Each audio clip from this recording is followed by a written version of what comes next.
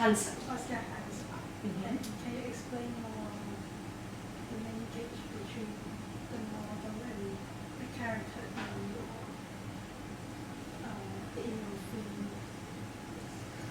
film? Mm-hmm. So, because I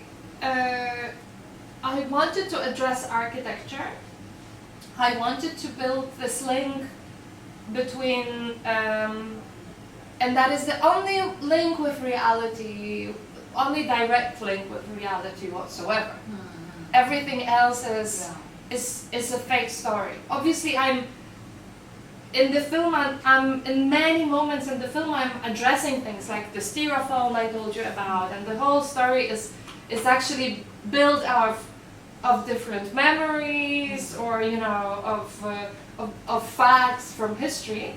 But at no point I'm addressing so directly that I'm addressing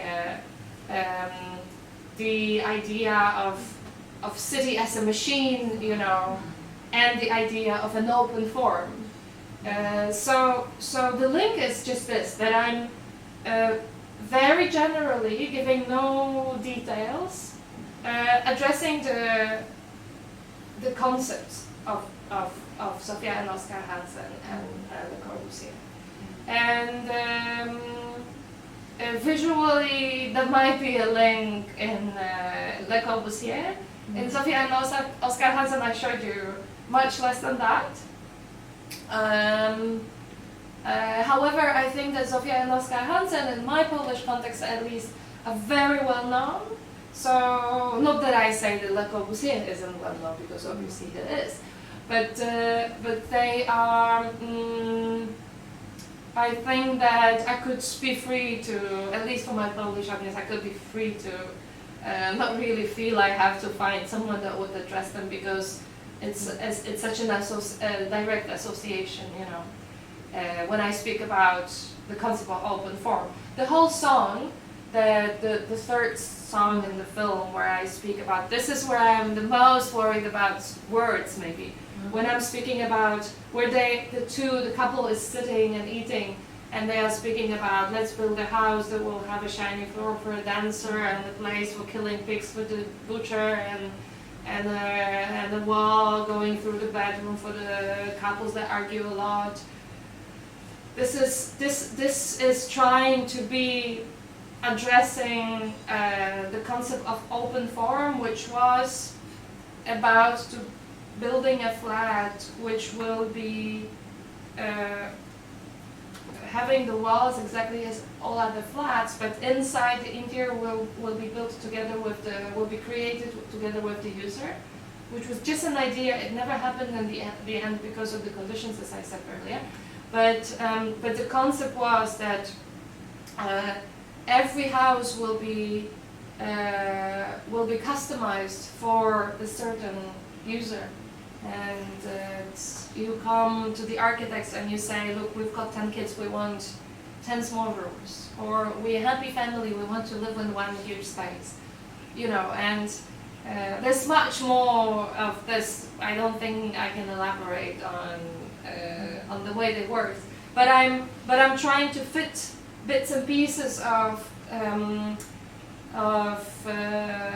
what they did in the film too.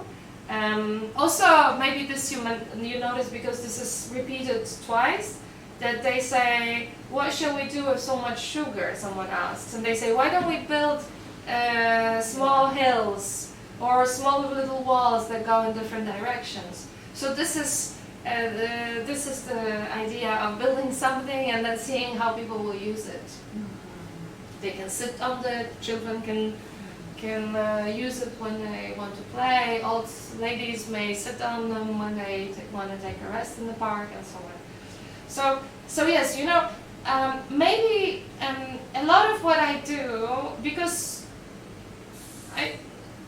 my texts are filled with small different meanings that address different things, and obviously most of my viewers will not catch all of that. Yeah. But I think, so all the links maybe to the architects, which are not so many, but the links that exist, they may not be caught by everyone, but I still believe that what you catch builds up on your understanding of the film, and what you don't catch is also okay, because I think I'm trying to make the film interesting as a fairy tale in any ways. Is it answering? Yes. 就分享讲你的想法。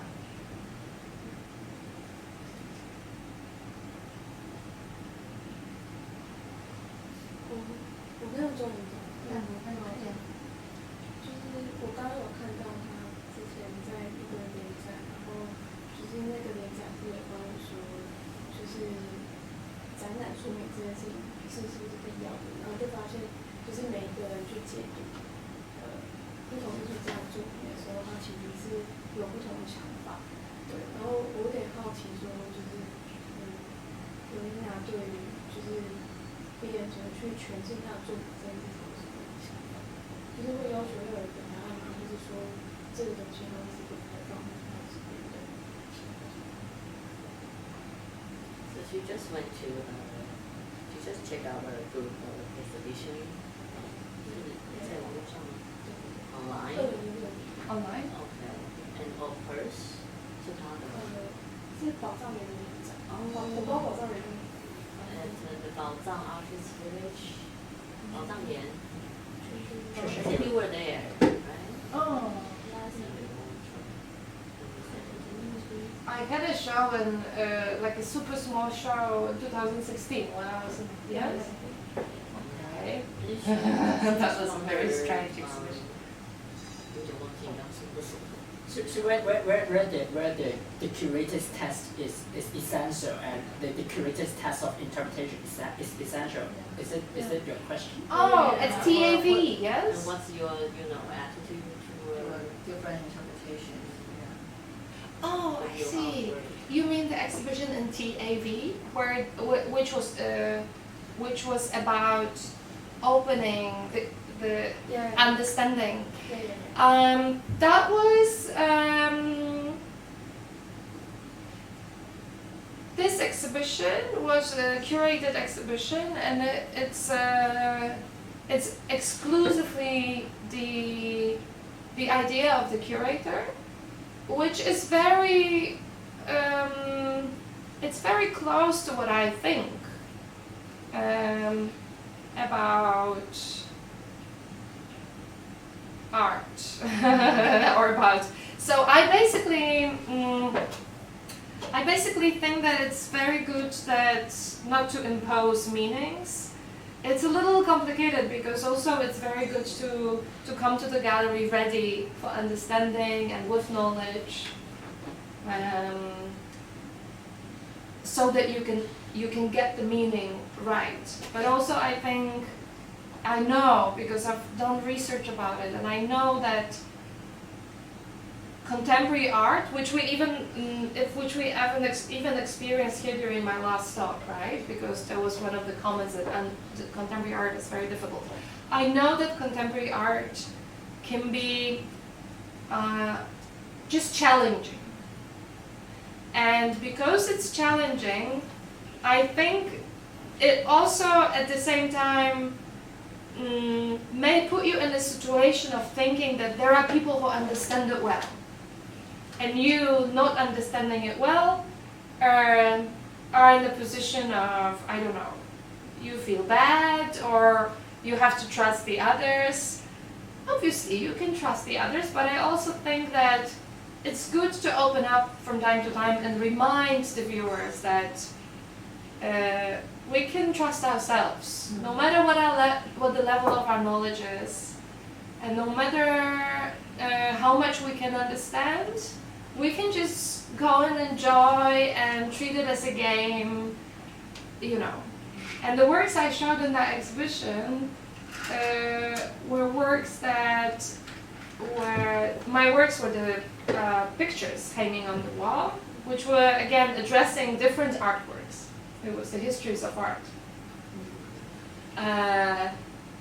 These were artworks in which I am telling story of destructions of other artworks.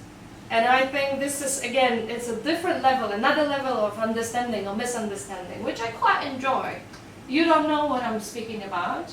You may read it, I may explain to you, and then you get a full image. But if you don't, you just get the,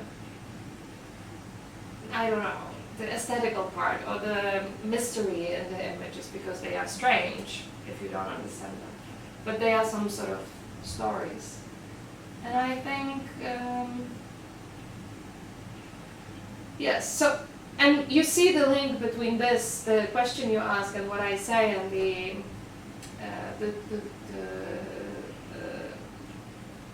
theory of open form by Sophia and Oscar Hansen. They just said, let the viewer be a part of the creation. Still to go to remarks or question. Yeah. One is the work on the band and the growth of this cloth on people's skin or body. That's so much interesting.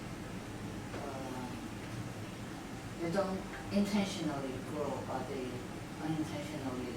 They don't intentionally want to break the band or the inhibition, but it's a physical, somatic,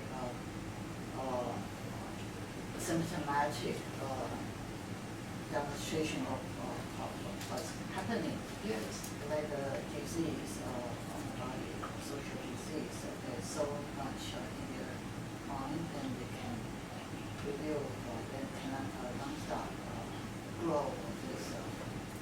That's one thing. The other, maybe you want to say a bit more about it. The second is that when you talked about this statue and the voices, and also the hatred among the neighborhood community, and also it's based on Taiwanese historical experience. How do you manage to get those sentiments among this neighborhood? I mean, it's just curious about it. Of course, you could Among say the people with whom I spoke here, yes? yeah, right. Mm. And whether you get only one-sided story or yeah, right.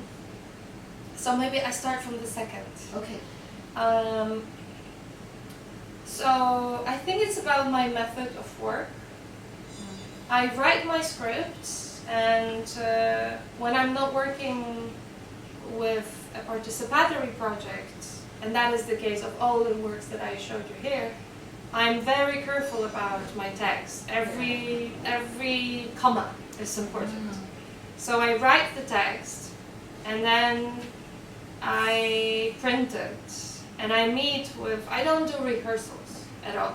So they get their stories in, right? Yeah, so they get the text, and I ask them to read it, and then I ask them to meet me for a cup of tea, and we read the story together. It is a little bit of a rehearsal, but it's not a rehearsal. It's more going through the text. So we read the text, and I just want them to, because it's very weird stories. My actors are not professionals, so they don't treat their bodies as tools. They are engaging emotionally and so on. I don't want to use them, so I want them to know exactly what I mean. But also I know that my works can be understood in many other ways. So I also want to know exactly what they would want to say with this text, or what other meanings they see. So also, why I say this, because I know that often they may disagree with me, you know. Like, for example, maybe they are nationalists or racists, and I'm addressing racism as something bad. And I'm doing this film because I'm in fear of racism and nationalism. So I want to share this with them so that they can decide not to. But you know, when I come and we have this coffee and we have cookies and we sit at the table and I'm sharing it's very emotional. I'm saying why I'm making this work. They usually start to share back, you know, because I ask them. And then if there's a few of them and there's a conversation, then they start being in a conversation with each other often. So I think it's just this climate of. So you revise the script? No, not at all. No, in that case I wouldn't. Sometimes I would make very, very tiny changes, like if they say, oh, I feel a little uncomfortable with how it is. But because also the text is is often very uncomfortable, and I want it to be uncomfortable, like strangely put things and so on. So I explain why, but sometimes we make a tiny change, but very rarely. No. And also It's about meanings. The realist touch will make it possible in all society, right? Is that why?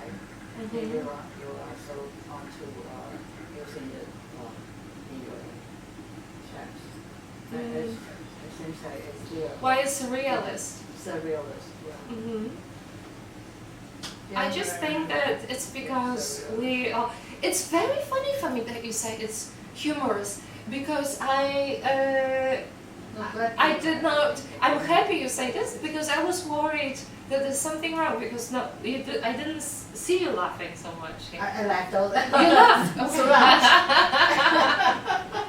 Okay. Okay, because I thought there's either the translation is wrong, or because people laugh a lot, or they laugh from time to time when they watch this film, and here you require no laughing. But so I'm glad you said. So why I make it funny? I think there are two answers. So